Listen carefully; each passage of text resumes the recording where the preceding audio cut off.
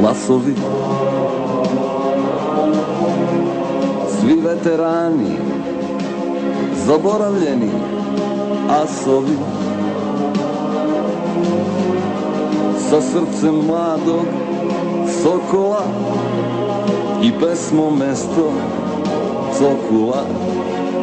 Miriše zemlja koja je reku rodila.